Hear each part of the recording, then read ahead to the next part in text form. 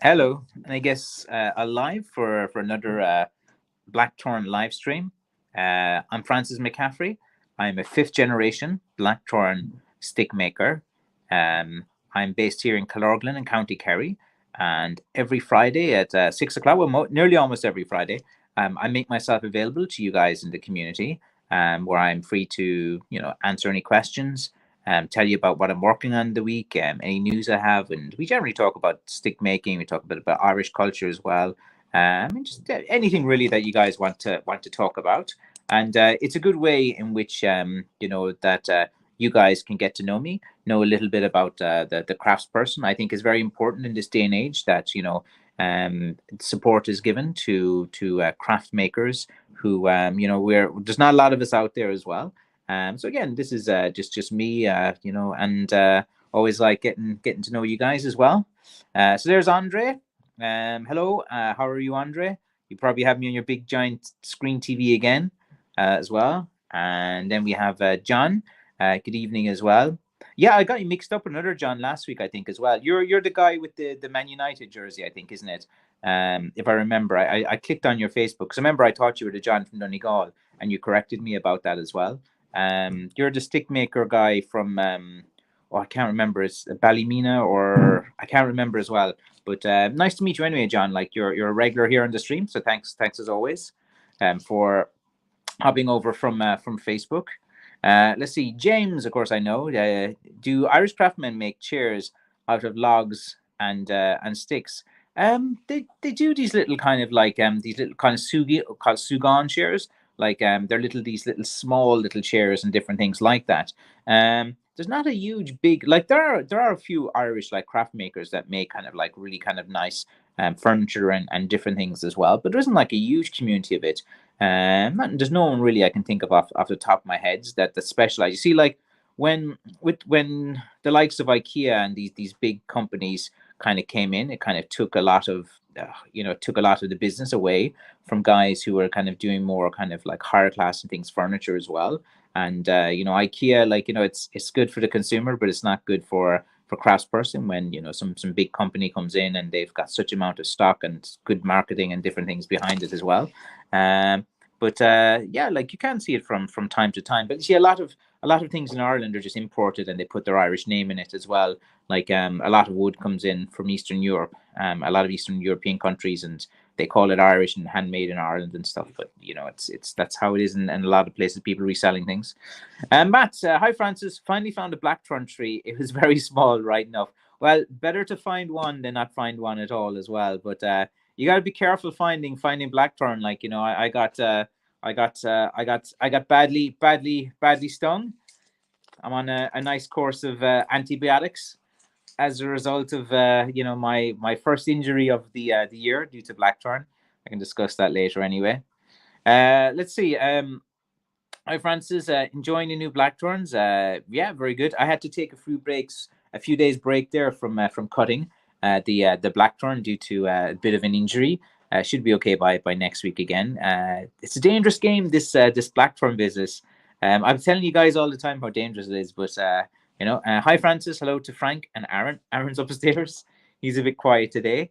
Aaron was awake. I didn't get much sleep last night. The young lad was a bit the middle son was a bit sick, and he woke up the youngest, and the youngest was like at 4 a.m. just wouldn't go to sleep, and I had to go into him, so it didn't the typical night as a dad. You don't get much sleep. It's pretty normal. I see the small blackthorn was growing where an old religious retreat used to be in Bothwell on Scotland. Yeah, you gotta go like looking for a hedge. Like blackthorn was used for hedges, so you got to go on those walks over those borings. Those little road where you see grass in the center of the road because no one's really driven it for a long time. They're the kind of best places you're gonna find a blackthorn. Let's see. Happy New Year to you, Francis, and Happy New Year as well, Tim. Yeah, we're a week into 2023. So far, so good. Sales are good. The end of the world hasn't happened yet. Uh, there's more kind of hysteria in Ireland about the all these flus and stuff that are going around. The usual stuff at this time of year as well. Let's see. John said, spent the day straightening sticks. Yeah, like what I usually do when I'm straightening sticks is I'm always listening to like podcasts and to different things, like whether I'm listening to you, man, Patrick Bet David, or all of these different podcasts. I kind of listen to get different perspectives and different opinions and different things as well. And but as you know, John, the straightening the sticks is a boring day.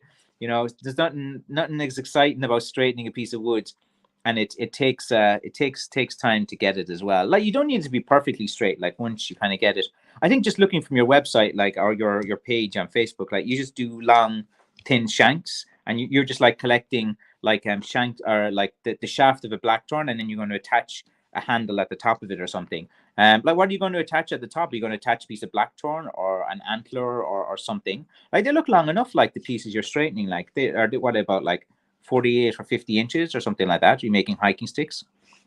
Joe Douglas, my friend. Hello, Francis, and hello, Joe. How are things with you, Joe? Man, I haven't caught up with you a while. I know you've kind of got the passion back again in for doing all the stick making, and you had a good Christmas run as well. Be careful going out doing the blackthorns, Joe. Look, I got the proper injury, the blackthorn injury, the one I guess, the one that in 24 hours you might be in the planet anymore type of injury. Let's see.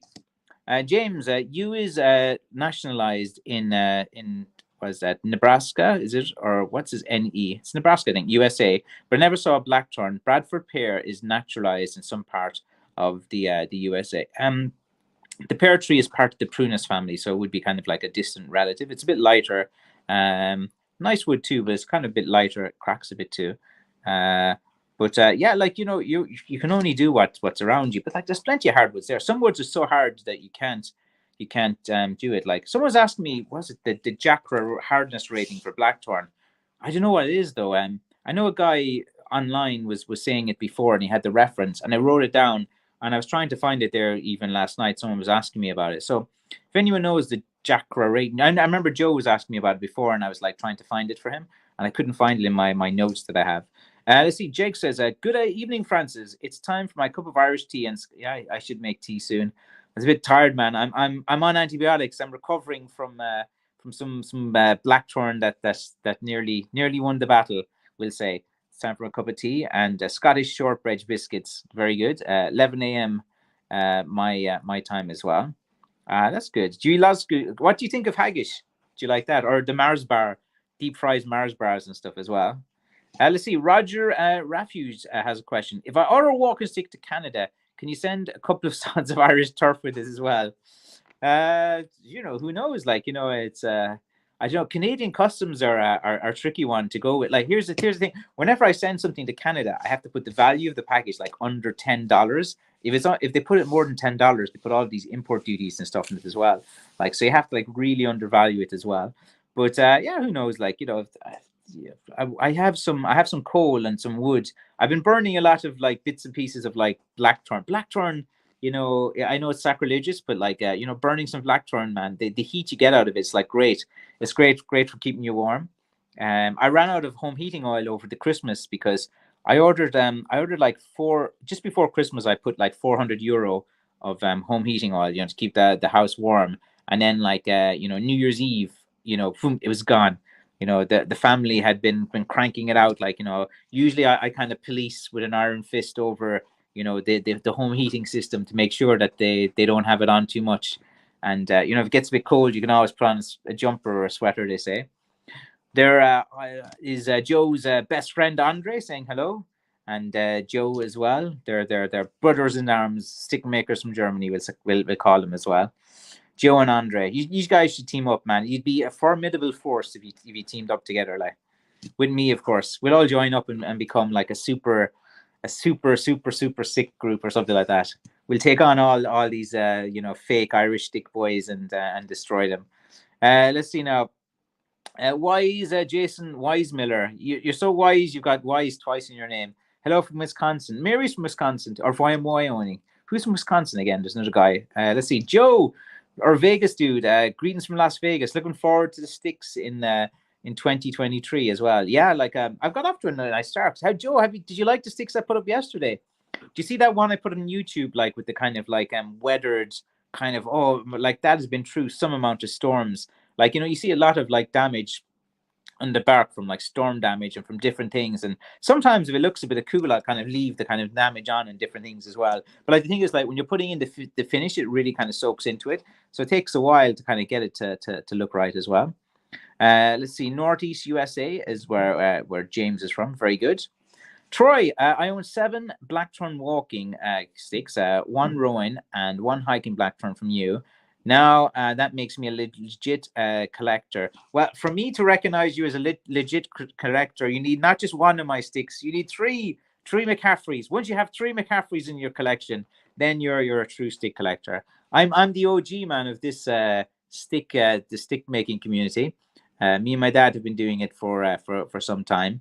And it's I always like to kind of promote myself as well. Given that this channel is McCaffreyCrafts, this is where I sell my sticks. So of course I'm going to be biased towards myself and my trade. I saw a wild yew tree. Yeah, the yew trees are nice.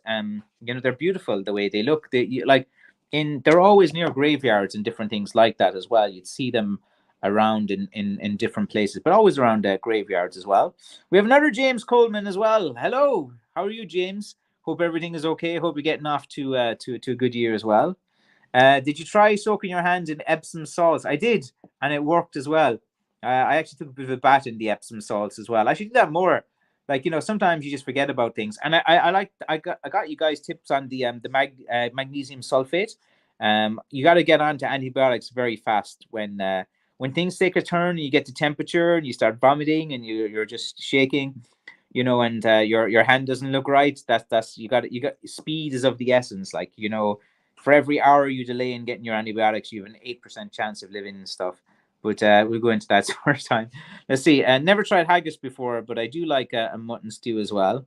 Yeah, like in Scotland, they seem to deep fry everything. I've been to Glasgow and I've been to Edinburgh. I kind of like Edinburgh a bit better as well. Glasgow's all right. Like it's a bit more of a tougher place. Let's see. Good afternoon, Stephen. How are things with you? Everything's all right with us as well. Let's see. Andre, I have a couple of yew wood. Must dry 2 years, then I will make nice bows from the wood. Yeah, I saw you made a little bow for your 6-year-old daughter. You're definitely bringing her into this community from a young age as well. She seems tough out anyway. If she's your daughter, she'll be tough. Let's see. I own 3 McCaffrey shillelaghs. Hey! That's the way it is. If you own three of mine, you're a true collector as well. And the value of these sticks only go up in the future. Like there's hundreds of these videos more talking and yapping. Like 15, 20 years from now as well. Like this is going to be a good reference points to verify things. So it's just going to like this channel like increases the value of the sticks, the credibility of who I am, and different things as well. Let me just flick onto YouTube here on the computer in case I need to do anything. Let's see. What's that? Colloidal silver. 500 ppm is the best. Is that like for treating injuries or what's or is that? I don't quite get the reference. Just explain it to me there because I can't Google it. I buy some stuff from from our local Irish store called Radox Muscle Relaxer, and it helps me with soreness. Sounds pretty good. Oh, Radox. Yeah. That's the bubble baths. You see all the housewives with the Radox in the Radox commercial as well. But who cares, man? I'm not too manly like to go into a nice bubble bath, something like that. Burn some lavender and some oils and different things as well. Let's see now, Jake. I would like to find a good yew tree. I'd cut it for long bow staffs. Yeah, like yew is fine to cut, like and to use as well. But I know in some countries that like yew is a protected tree, like for spiritual reasons and for different things. I remember I had a guy from Spain on, and he was giving me some shtick before about yew tree and stuff like that, saying how it was protected and it should be protected everywhere. There's some magic or something with it, but there's magic with all these trees. But Kurt said, "Francis, my man, good evening. Hey, Kurt, how are things with you? Hope everything's okay with your lovely wife and your son as well." Let's see, Christopher Gordon. Good afternoon from Northampton. How is everything in Northampton? Do you have much blackthorn over there? Is it a good kind of wooded area? Like I know in the UK, like all these hedges are well trimmed and back, so it's proven to be quite hard to actually find sticks that are overgrown and to do it. Approximately, how much did you sell sticks for in the early 90s. But I like in the early 90s, I wasn't selling sticks because like in the early 90s I was about 12 or 13 years old. I was born in 1978. I'm 44 years old. So in the early 90s I was I had my hair a bit longer. I was listening to Nirvana music. I think it was popular at the time in the early 90s, the grunge scene. But yeah, like I don't really know what the kind of like the main sellers like in the early 90s. Remember, this is like before the internet. So like before the internet, people were just selling like there was only one way to sell shillelaghs. It was usually through tourist shops. So most of the sticks that were made were like of a lower quality. They were just churned out. They weren't seasoned. A lot of them were made from like hawthorn and from other woods as well that were a bit straighter and easier to find than blackthorn. So like from memory of the early 90s, like there might be about 10 Irish pounds, was usually the kind of the cost that I could remember. From I'm trying to think my earliest memory. That might be going back to the 80s though, about £10. I remember like they'd have like shillelaghs and different things. But like a lot of people would make their own shillelaghs as well if they needed them, like throughout those years. But yeah, I must research it a bit more to see like the prices over the years as well. I think like Chile or sticks never really hit like the kind of hundred like after the gangs in New York was like the big huge catalyst. I think in like 2003 or something like that, and then that started then like all of these things started popping out of that movie, and there was a bit of a money train that was going, and everyone kind of hopped onto it as well. What blackthorn injury did you get? A nice. Where's the camera here?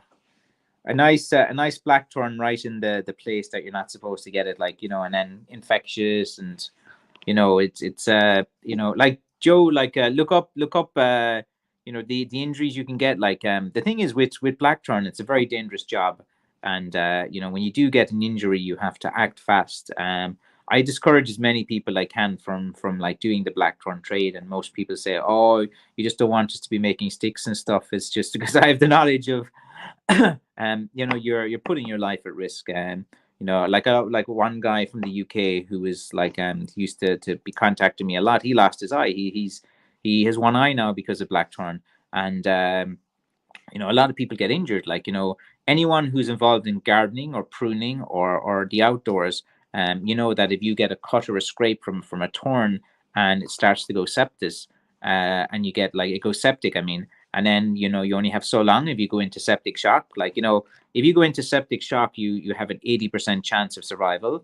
If you are if you're getting if you have sepsis, you have about a 30% chance of survival. And I think it's like every hour your chances of survival decreases by 8%, that you don't get antibiotics. You got to go to the hospital, you have to get antibiotics injected into you, and then you have to go on a strong course of antibiotics to keep the this bacteria infection from blood poisoning, from poisoning your blood. So the thing about blackthorn is very dangerous. It's not for the faint of heart.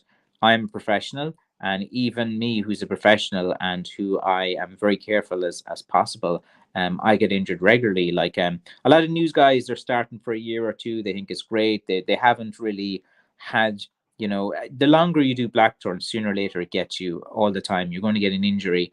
You don't want to get an eye injury because that's going to really mess you up. You can if you get a torn in the hand and you can't get it out, the torn goes a bit septis, and you get a septic or septic shock. In 24 hours you're not going to be on this planet. Like it's there's a lot of dangers, and I've kind of gone through many times about how dangerous blackthorn is and how poisonous, and how it's a bit mad, that guys like me are going out and doing it as well. I don't like to, like, I've made a few videos of me cutting the blackthorn and going out and stuff, but I don't like to bring my camera and do things like that, because it's hard to be like thinking about that when all my concentration and focus has to be on like not getting injured and different things as well. There's quite a lot that's doing, like a lot of guys, they might have a nice patch of blackthorn near their house that's easy to cut and get into and cut a few things out. But when you get a blackthorn into your hand or someplace, you got to get out the thorn as quickly as possible. If you leave it in, it's going to go septic, and you're going to be on a course of antibiotics. And if you can't get the thorn out, you can't find it's in too deep, then you're in a bit of trouble, and you have to try to react as quickly as possible. And even if you have a suspicion that you might have sepsis or something like that, or it's going to be septic or blood poisoning, even if you have the suspicion, you get as quick as possible into that emergency room and stuff. Like in Ireland at the moment, you see all the videos online about all the trolleys and the hospitals. Like the hospitals in Ireland at the moment are at breaking point.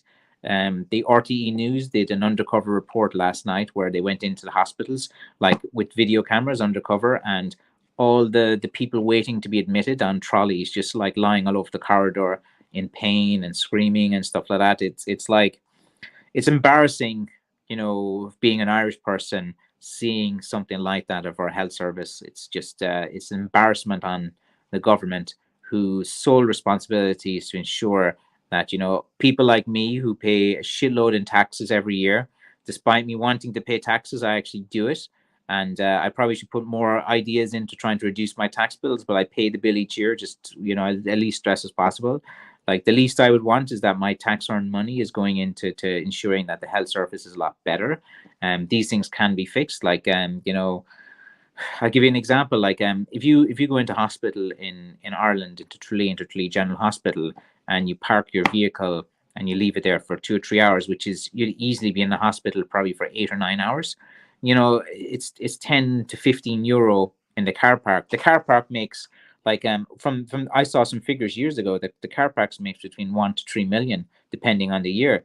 Like it's made that over, it can make up to like 3 million euro, and all this money from the car parking and stuff. Like there's plenty.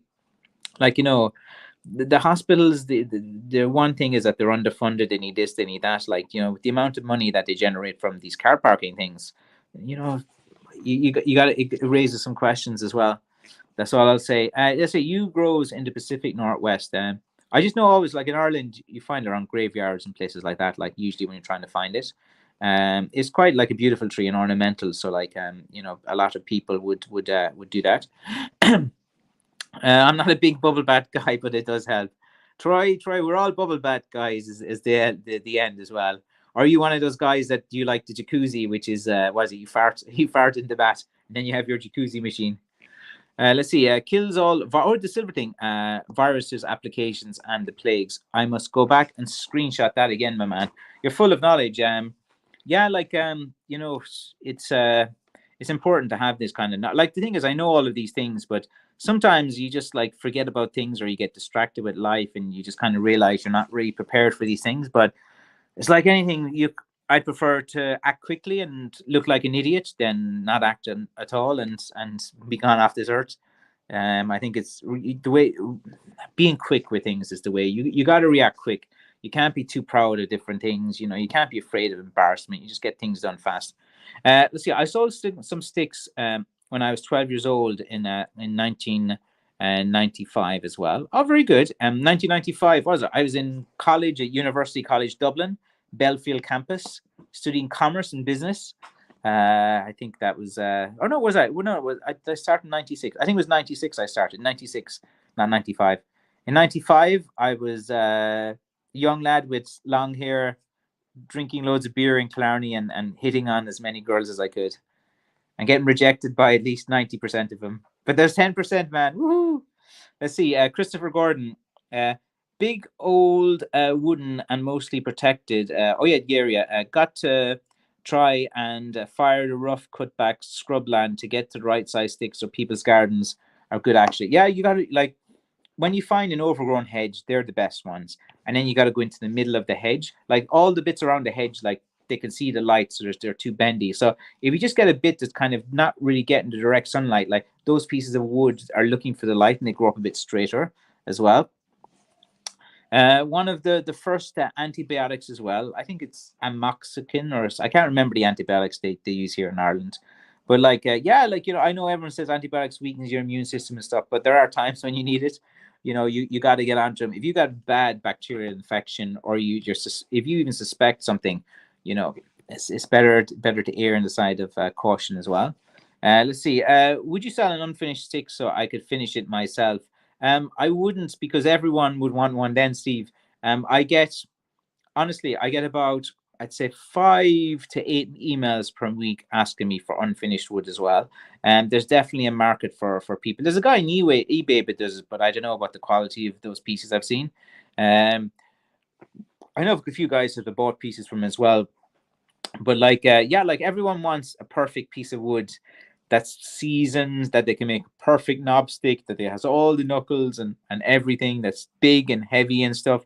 But like I use that myself. It's a nice, 150 180 euro, towards my kids future every time I sell one of those. So like, to sell, for me to sell blanks, I can make, like, it's a better business decision for me to finish the sticks and do myself. But like, if I ever find enough wood, Steve, I would definitely do that. There's definitely a market for that business as well. There's loads of people that want to buy on fish. I'd even buy wood myself. I buy blanks from tree guys. Like, I cut about 800 to 1,000 if I'm lucky each year. Usually when that bad year might be about 600 700. Good year might be about 1,000. That's about the maximum that I can cut.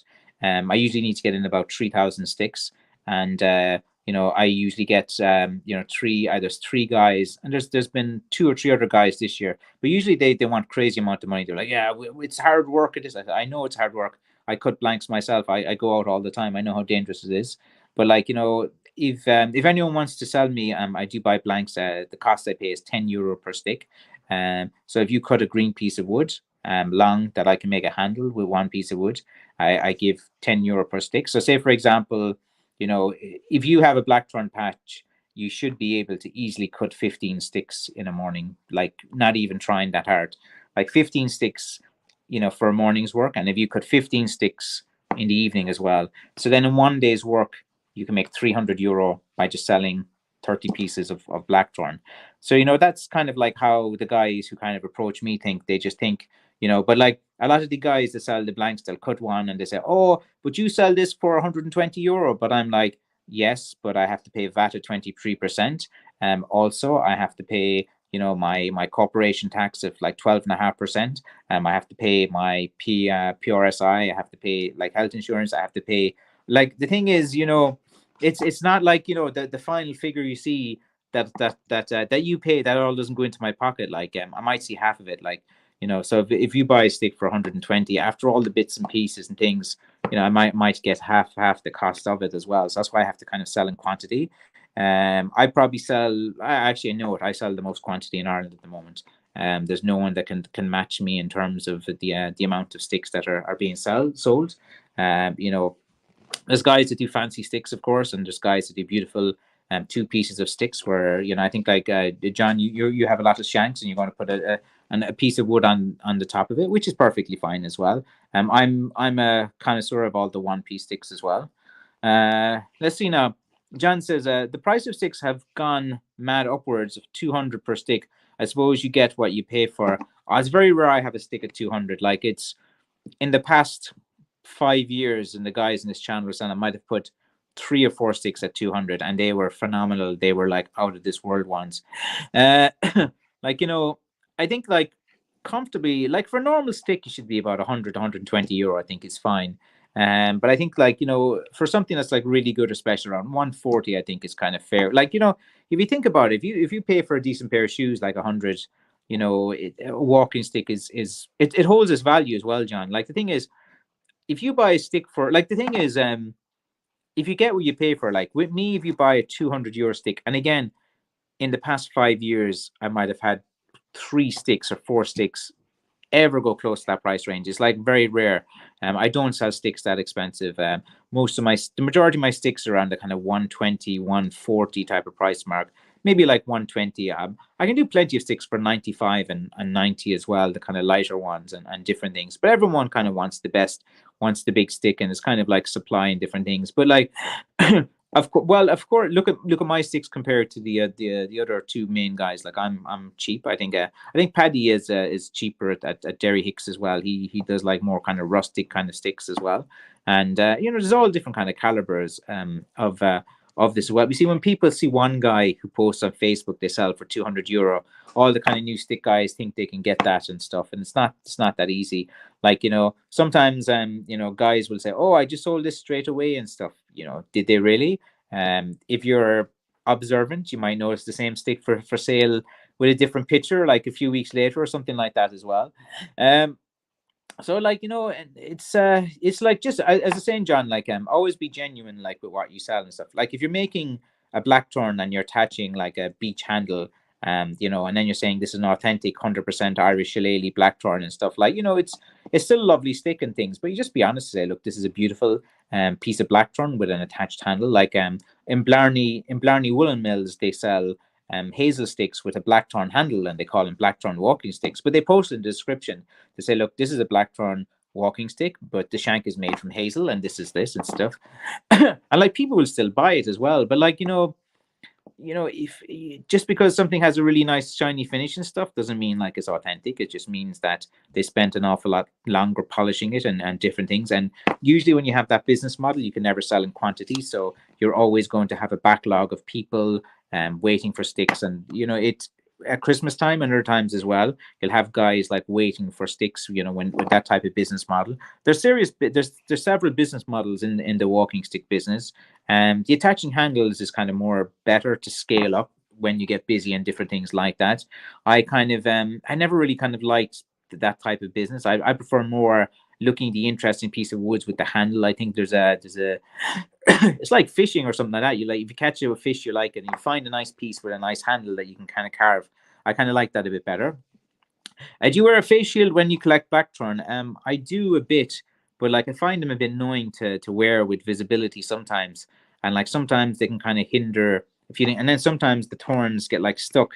Like I have this kind of like head. I'll show you some days, like this head thing, and it's kind of like a gauze, and you can kind of see through it because I wear glasses. Like because I wear glasses, if you wear goggles over it, it's going to steam up, and it's kind of annoying. So I wear this kind of face shield thing, and I just kind of like it. Sometimes the thorns get, and then sometimes like when you have like the face shield on, there's like a little strap here, and then sometimes the little strap will get caught in a little piece of wood and storm, and it gets pulled off. So I do wear it, but I find them a little bit annoying as well. There's got to be a better way. See, I know a girl who got stuck in the hand from a locust thorn, and it messed up with her. It does, like there's people that die from getting a thorn. Here, I'll tell you what. Look up the stats. Compare how many people died from getting a thorn, getting sepsis from a thorn, compared to COVID. Like, I think it's like 11 million. Wait, I'll even just Google it now, if I can see it. Sepsis deaths. Let's see, per year. Here we go. Sepsis deaths per year. Let's see, how many people get sepsis? According to the Centers for Disease Control and Prevention, the CDC in America, at least 1.7 million adults in the US have developed sepsis, and nearly 270 dies as a result. So 270,000 people die in America each year from getting, a scratch or a torn or something like that, and they get sepsis as well. Like, and that's just one part of the world. Imagine what it is when you take it all in. And let's see, I had a few thorns in me and not a pleasant experience. A hand swells like a balloon. Got one on my arm last week. Yeah, they're dangerous, John. They're dangerous. If you get the torn out like pretty rapid, like within the same day and stuff, it's fine. But like sometimes, like, if you get one, your head is really weird. The thorns kind of, your skin just pushes it out and different things. But like the real danger, John, and you got to be careful, is that if you get septic, you get blood poisoning. If you get a septic shock from a thorn or a graze, and anyone who's involved in gardening or with thorns or with rose bushes or anything over the years, if you get sepsis, and go on to Google, read up about it. You got to go fast, like John. Like, I see you have great enthusiasm. You're into the stick making, which is great. And if you're quite new to this, I'm not trying to scare you or anything. Just the safety thing, man. It's like, I can't stress it enough. I'd feel bad like hearing something like that. So if someone I knew or someone of you guys, were getting injured or something like that, it just wouldn't really sit well with me as well. Let's see. Let's see. I'm a window maker, and wood splinters can be dangerous infection. No joke. Yeah, it's all wood, all little scrapes, man. It's crazy. These little scrapes, you're tough. You're the toughest guy in the world. You get a scrape, in an hour, in a day, you could be dead from something as trivial as you would think as a scrape.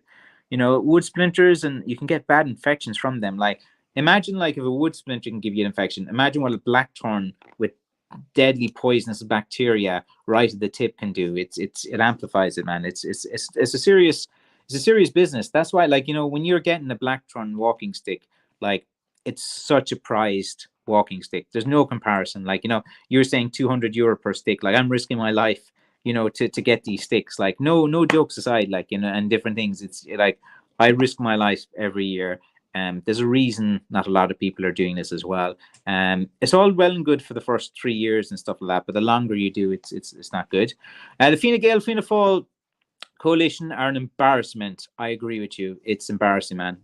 I'm embarrassed. If like every country has their issues with their politicians and different things as well. What's happening in Ireland is just embarrassment. It's just shocking, and there's not much alternatives and stuff. Like, it's like, of course, like, if Sinn Féin comes in and you know do they like how they're going to fund a lot of the programs they want to do as well. Like, I think that a middle ground is probably the best way. Like, for me politically, like, in terms of healthcare and stuff, like, I might be a bit left. I want, like, of course, great healthcare and different things as well. But I understand you need to make money. I understand businesses need to employ people as well. So I'd probably be more right wing in terms of how I view things at the moment as well. Their embarrassment to the martyrs of 1916, of course, and 1922 as well. For all of you who don't know what happened in Ireland during the election, imagine in your country the two biggest political parties who hate each other. Every country has these two main parties that have these democracies, we'll say, and these two parties, they hate each other. They hate each other. Then people start to get a bit more educated, realize, like, kids would always vote who their parents told them for, and wives would vote who their parents would say. But as people got more educated, they were like, these two big parties, I'm not too keen on them anymore. And there's all these other little parties. So the two biggest parties in Ireland, they lost a lot of votes and a lot of different things through all the nonsense they've done over the years, from the financial crisis to, what the O'Donoghue lad done with his, he's the Minister of Tourism, and the Lennon guy, and oh my God, there's so much going on there, and Cowan and Bertie Ahern, and all the way going back to Charlie Haughey and these boys. So yeah, like it's so imagine, anyway, going back, imagine the two biggest parties decided to team up and say, yes, we will take over the country, and we'll take turns like a seesaw. You can be controlled for the first 3 years, and we'll be in control for the next 3 years, and we're going to keep control. Like, so the Prime Minister or Taoiseach of Ireland at the moment, like, is Leo Varadkar. Like, he wasn't even voted in by mandate by the Irish people, and he's the it's I don't even know how to explain it, Christopher, to people who are not Irish. It's embarrassing. I've looked at politics before. I actually tried to get involved in politics, and how it works in politics is, like, you have to have the history in your family, or you have to have been working in politics for 20, 30 years to do your time before if you're kind of new in there the first few years, they don't really care about you and stuff. But me and my dad, we have political talks as well. But, like, people are a bit more educated now, and they can smell bullshit and the nonsense that politicians would usually do. Like, I'd call them all. I was banned off all the politicians' pages on Facebook. Facebook. That's why I kind of stayed off Facebook. Is that usually my personality is, if I see something I don't agree with, I call it out. And if someone wants to correct me, they can. But, like, whenever you hit, like, a truism and get banned straight away for, like, pointing out something, like, as I said, I got banned from all the walking sticks groups.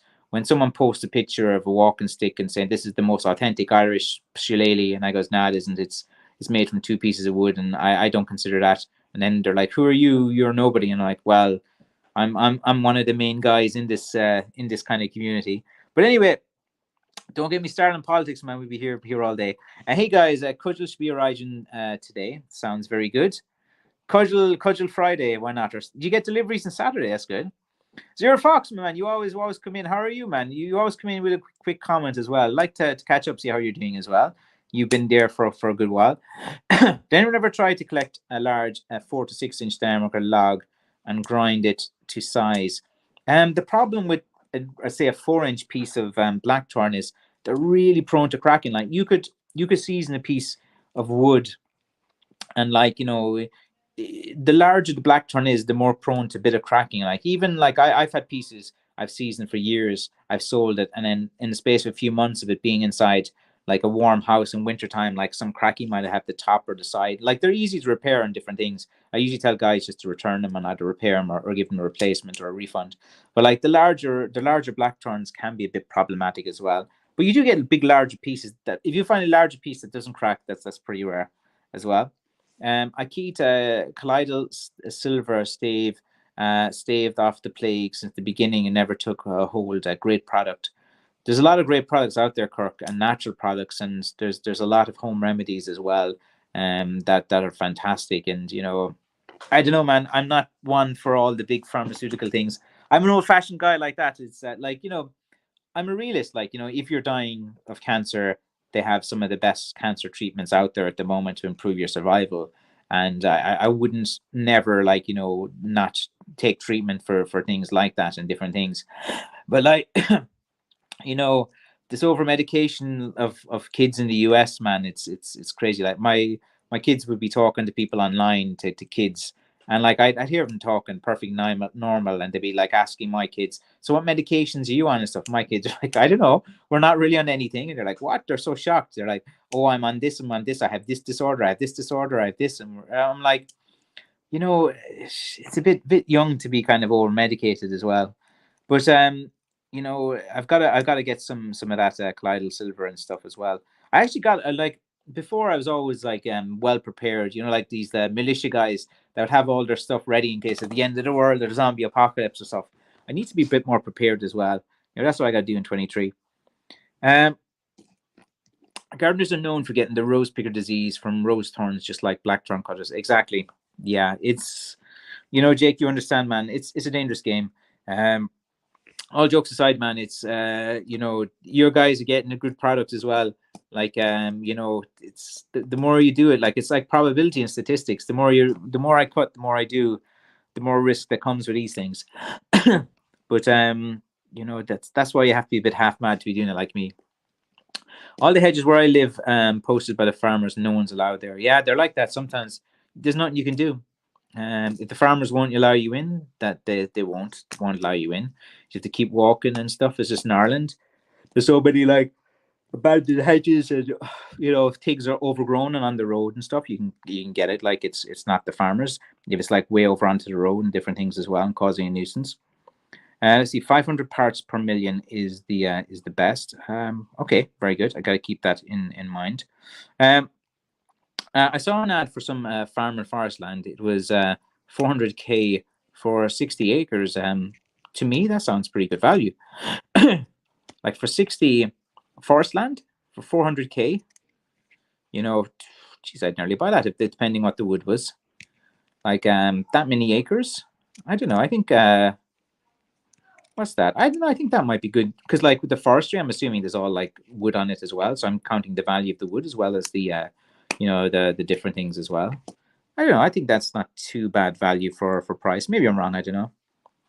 See, Doug Bowl. Hi, Francis. Do you have an idea when the current orders will be shipped? Your order's gone, Doug. Let me check. Boom, bada, boom, bada, boom. 1 second now. Doug's not the name on your order. I think you go by a different name. What is it again there, Doug? And I'll find it.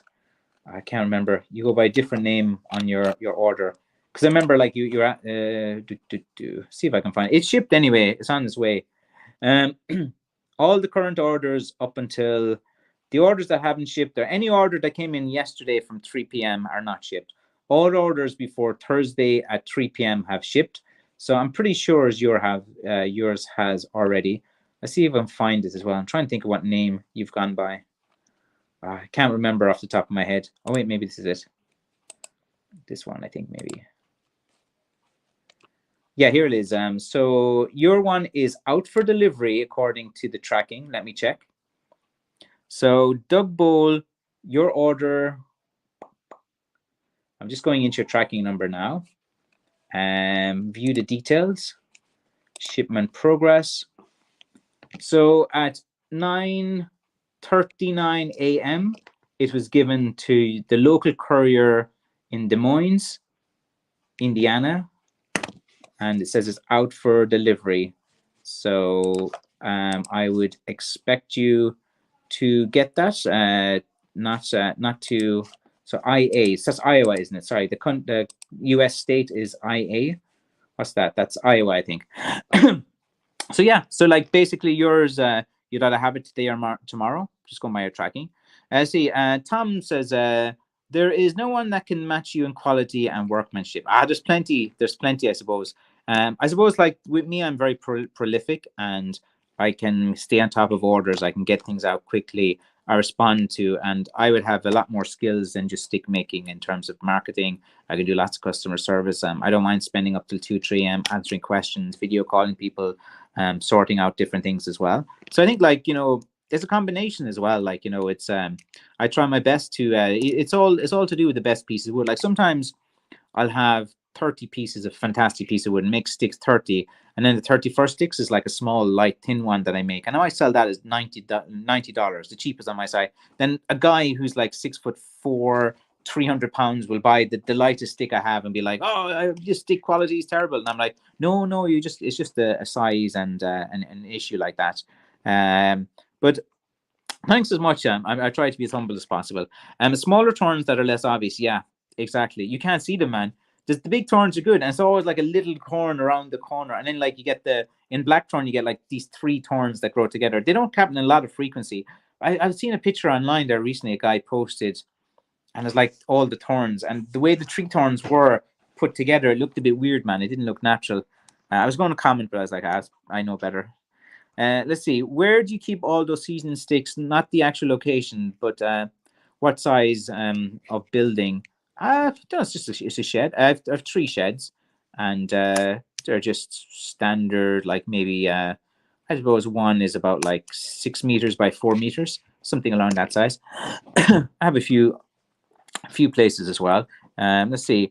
Shanks were just for sale. I usually just make one piece and the odd handle. Yeah, look, as I was saying, look, there's nothing wrong with making the handles. Like I just had to really distinguish myself from them when people were just like there was like guys saying that this is a real authentic and yours isn't one. And once they draw me into like those kind of debates, I'll always kind of defend, saying, oh, well, and stuff like that. But there's nothing wrong with attaching handles and stuff. I think once people know about it and just say, look, this is a beautiful walking stick, and the handle is made from the finest oak, and the shaft is made from the finest blackthorn, and I use the best finish, and I polish it, and all of this. And once you just stick to the facts, like are saying nonsense about you've been doing this for 50 years, and your dad did this and this and that, and you've only been just selling sticks from 2014 or something like that.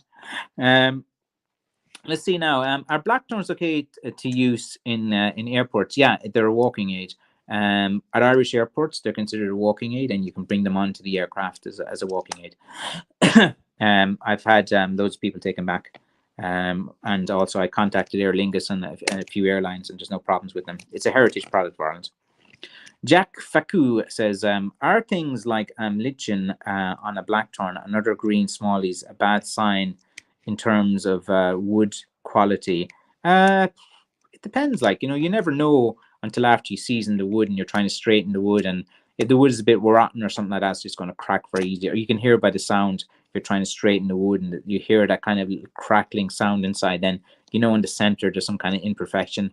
It's kind of hard and tricky to catch all these little imperfections. Like, you catch about 95% of them, but like there'll always be 1 or 2 imperfections that are just impossible to detect until later. But these things do happen. Your thoughts on the hawthorn stick? The fake blackthorn. That's one of my thoughts. Like hawthorn is like it's kind of, I don't mind if someone calls it a hawthorn stick and it's a hawthorn stick, and people say this is a hawthorn stick. That's fine. But when people dress up, I'm a hawthorn stick, but I identify as a blackthorn. If their birth gender is a hawthorn, and they identify as a blackthorn, I don't know. I find that a little bit unusual or something like that. Maybe on religious grounds or something. Let's see. I wear. Sorry, let me go. Sorry, I just have to Sometimes I click here and it skips them. Let's see. I wear a face shield from Woodcraft and it works very well. And yeah, you see, I don't mind it, but when I wear glasses and wear face shield and things over it, it just kind of annoys me a bit. I like to kind of keep very alert when I'm in the center. Like the thing is, I never get injured right in the center of the bush because like I'm like so alert, man. I'm just like a ninja. I'm just there and I'm so aware of my surroundings. I'm listening to cracks, the way the things moved. I swear, man, it's like I'm like Steven Seagal or Van Damme in his prime when I'm going in. It's like I just always get injured, man. Just like always like something else when I'm not expecting it. I've actually never got injured right in the center of the bush. You'd never imagine that. Um, let's see. Kyle Chess says, "Do you need a taller stick if you are taller in height?" Yes, half your height with shoes on. You know, sticks like if you're 39-inch stick would do you up until 5'6". You know, or sorry, 6'5", 6'6". And you know, there's not many people that are 6'7", 6'8" out there. You know, like in the 40-inch, 41-inch den. You know, I cater for those sticks. I have plenty of 39. I think I have about 10 39-inch sticks on my website at the moment. But yeah, you do need sticks to match your height as well. I read in the Irish news that Irish run out of housing. Yeah, for years, man. It's like it's a joke. It's beyond funny. You have a big homeless list. Like is you can always see it happening. It's happened the time all the Serbs came over. Happened the time all the Eastern Europeans came over. The Polish came over. It's like everyone's kind and welcoming at the start because they're Irish, and then everyone turns to them then and says, "Oh, they're taking our women. They're taking our jobs. They're taking our houses." It's like it happens all the time. It happened like in the 2000s, or like, you know, 97, 98 when Bill Clinton was bombing, you know, Belgrade and, you know, Sarajevo and all that conflict. And then like into Kenmare, they were coming over and they were welcomed. And oh my God, it didn't take long for everyone to kind of turn on them as well. And then like when the EU and Poland and all these countries joined, and then everyone kind of was welcoming to start, and then, oh, you're taking our shot. It was like the same things happen now with the housing. Like, you know, everyone's welcomed in the Ukrainians and stuff, and now it's like people are turning. It's like it's human nature. Every country seems to happen as well. Like, you know, Irish people, they're very welcoming, but like if they feel that someone's getting advantage over someone else, you know, an Irish person will speak out. But yeah, it's, you know, James, you know, easy solutions. You know, there's modular housing. There's different things like if they want to solve the housing crisis, like make planning a bit easier. Like, you know, they have so many rules and planning. They make building so difficult. So many rules and regulations. Deregulate some of the unnecessary paperwork in building and building quickly. Like I saw a story online there, James, today where the Kerry County Council had bought a house, and for 3 years it's been vacant. 3 years, 3 years a council house has been sitting there that the council has bought. You know, it's a bit shocking, man. This, as I said, it's embarrassment, some of these things that goes on. But every country has that. It's like Labourers and Tories getting together. Yeah, Fine Gael and Fianna Fáil, man. It just doesn't make sense. It's unnatural. That's why it's so weird. That's why the comment was earlier, and I have to agree. It's all about staying and keeping in power. Yeah, that's completely it as well. And Daisy Diamonds, hello, Square. All right. Don't even get me started on government right now. I know, man. Everyone's just pissed off, like with, you know, everyone has a certain standards, and like, you know, nowadays people have more opinions and different things as well, and not afraid to speak up. And this is a Christmas present to myself, and use it with pride with my Irish ancestry. Oh, I like that. I like that, Doug. That's good. I'm really happy to hear when people, like, you know, they have some connection to my products, and they're going to use it with pride. I do like my products to be used, not like hung up in a press somewhere as well. Can you please make a video interview with your dad next time? He's a lot of experience. I've done loads. I'll do another one. Send me in a bunch of questions then, Andre. Give me 10 questions. Or do you want to interview my dad, Andre? Andre, my man, I invited you on for an interview. I've invited loads of people on for interview. They just don't want to. If anyone wants to be interviewed by me, who's involved in the stick community, don't be afraid. I'm not going to bite your head off. A lot of people are afraid or scared of me, or like, you know, just because I called out some nonsense about a few years ago, all the boys are a bit afraid to be interviewed by me as well. Or, you know, like a lot of some of these stick fighting guys as well, they're you know, they don't like questions being asked to them sometimes. So anyway, I will say no more. Let's see. Hello everyone, Francis. I got 10 minutes, mate. Great channel. My second half nerds picking up, and she's Irish. Love her. Oh wait, let me read it again. Hello everyone, Francis. I got 10 minutes made. Great channel. My second half needs picking up, and she can wait. She can wait. There's 5 minutes left of this, man. I've been here since the start. First comment on your first live is my claim to fame. Very good, man. That's very good. Like, very, very happy that you've been on there. Yeah, remember, man, you've been here for a long time. Let me bomb through these comments. What percentage of sticks make it through the seasoning stage? And that's about 80%. Let's see. Stinnett sticks grinds. Let's see. Stinnett sticks grinds down a 6-inch diameter of a pulled pine. Yeah, if you're wood turning, you can just like a turn and you can knock out those like really fast, especially in pine. It's a bit of softer wood. Jeff popped in to give you a thumbs up, mate. Sounds very good, King. Could you plant out a piece of land for blackthorn cultivation down the line? Does blackthorn like a certain type of soil? Yeah, acidic soil. It needs to be a certain kind of way. The edge of a forest type of place is pretty good. I've looked into this before many times. It takes 15 years to really get going. And there's plenty of overrun hedges. I've been looking to buy a piece of land to do something like this, but I want to find a piece of land with a load of blackthorn on it already, and then I'm just going to leave it get overgrown, and I'm going to do that. But I can't find any. I found one, but they wanted crazy money for it, and I just couldn't. I couldn't go for it. I've inherited a house with a garden running wild with dogwood. I heard dogwood was good for stick making. Andre is your dogwood man. He loves the dogwood. I'm not a fan of it. I'm not a fan of dogwood, but there's it's a hard wood, man. It's rock hard. But Andre from Germany, man, he's the dogwood guy. That's his type of wood that he likes. Let's see. What weather worn walking stick looked awesome that you posted? Yes. Oh yeah, it's sold. it was up there. If you look at my YouTube channel, I made a video of it.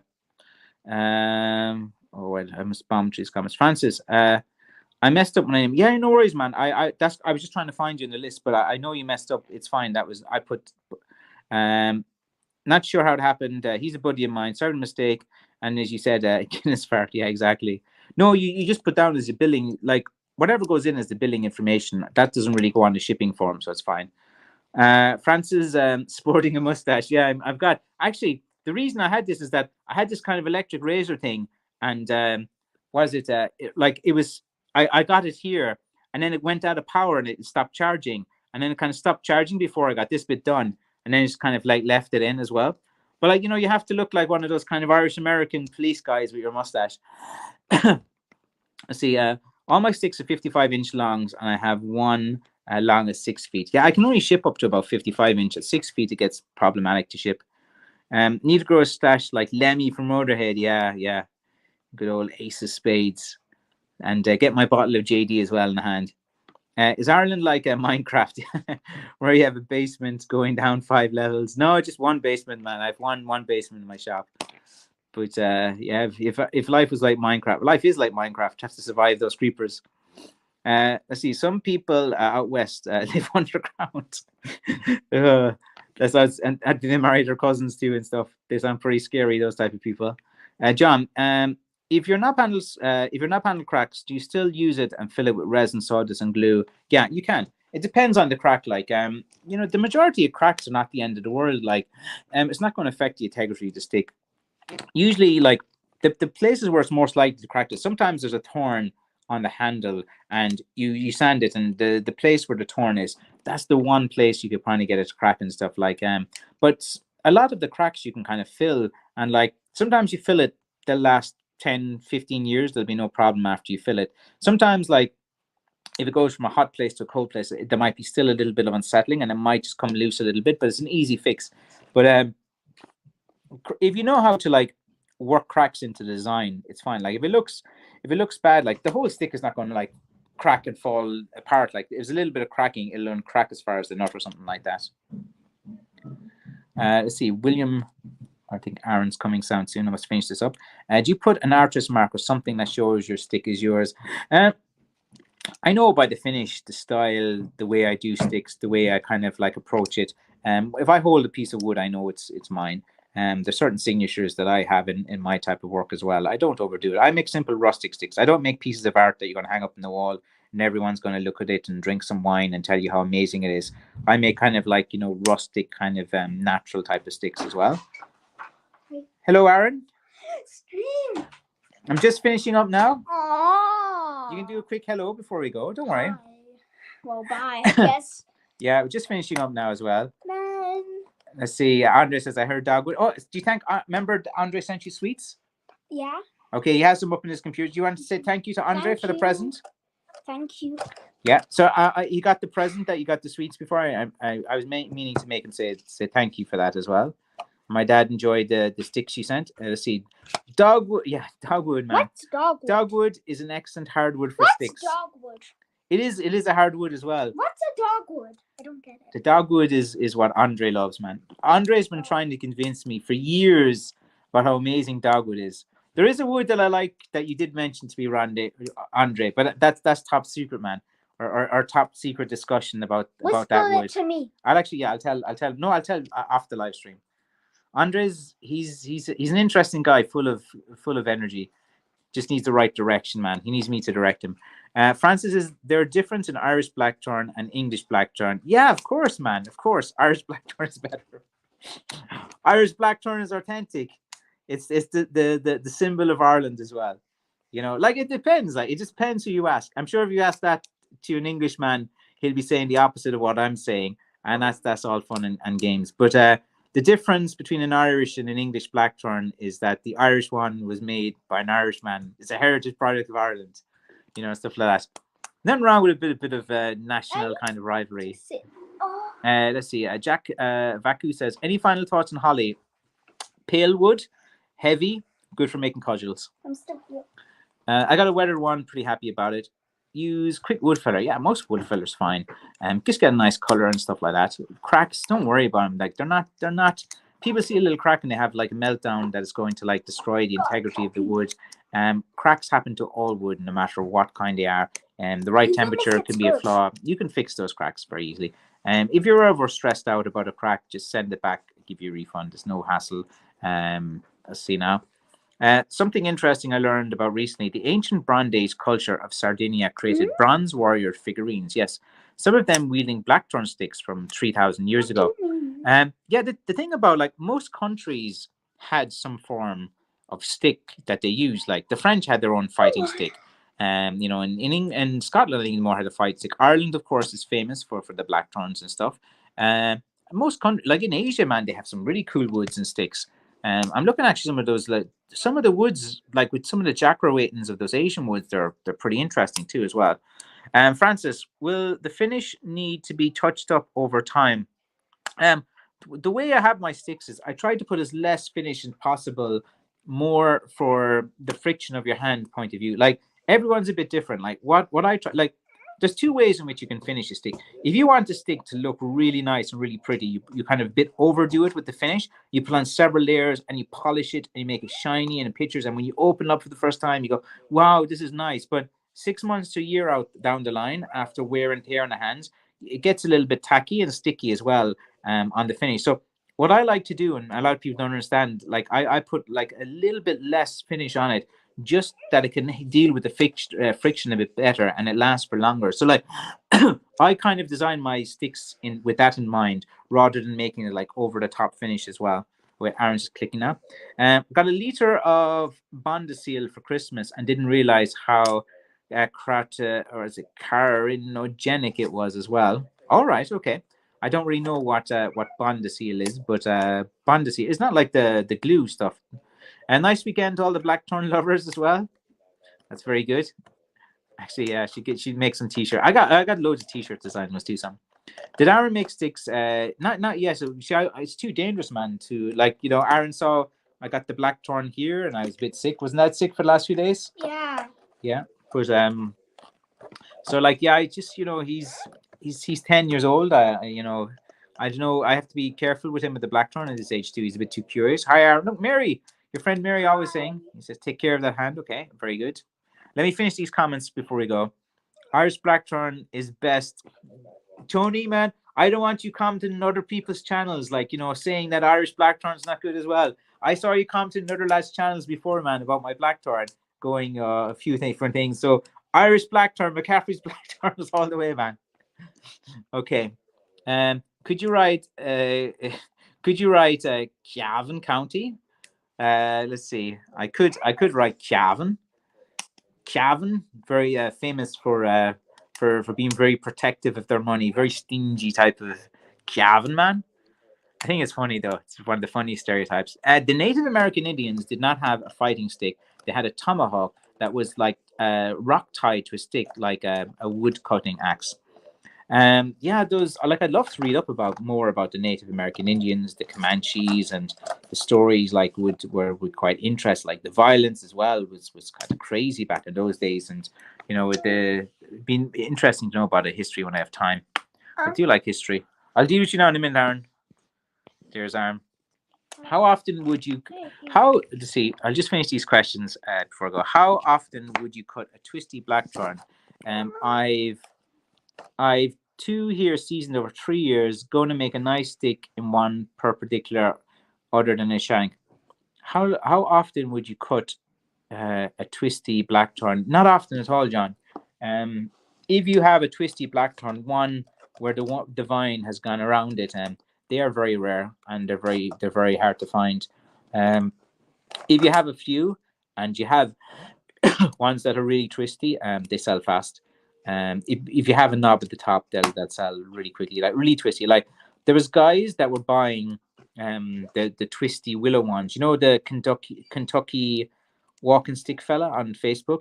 He had these like twisty ones, and there's stick makers that would buy them, put a piece of blackthorn on them, and call them blackthorn ones. But like if you have like a genuine twisty piece of blackthorn, which I'm sure you do, like I've seen them over the years, but they're rare. I don't find many of them. How often when I cut one? The past 5 years, maybe two. That's about how often. And I'm cutting about 1,000 per season. I don't find them that often. Justin says, "I have a great weekend. Watching from Washington, Spokane. Very good.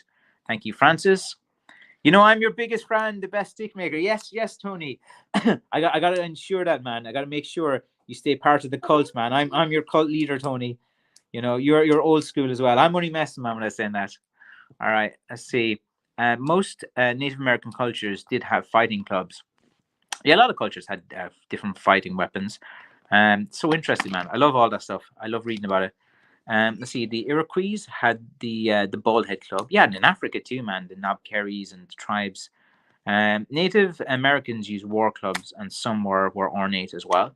Yeah, people take great pride in their sticks. You get attached to sticks. You can kind of understand why you want to make it ornate as well. All right, guys, I gotta go. Take care of this little guy. Okay, Aaron. Yeah. Want to take one? Have a look at the camera, man. Bye. Bye. Why did you come down? You heard me talking, or are you looking for something? I heard you talking. All right. Okay. I know. I think I've been pretty good because I've been pretty sick and ropey all day, and I've been in bed. They are pretty addictive, Doug. Man, you like. There's something special about holding a stick. You feel powerful, man. Why is the mirror flipped? The camera flipped. I'm not too sure. I gotta go anyway, man. Diamond Willow from Alaska, and Tony says bye, Aaron, as well. Like bye, guys. We'll be back next Friday. I'm taking like today easy and tomorrow easy. The next shippings will go out on Monday as well. Yeah, Aaron kept me awake by accident all night because his brother was awake screaming with pains in his belly, and then Aaron was awake and Aaron was uncomfortable, and I was awake.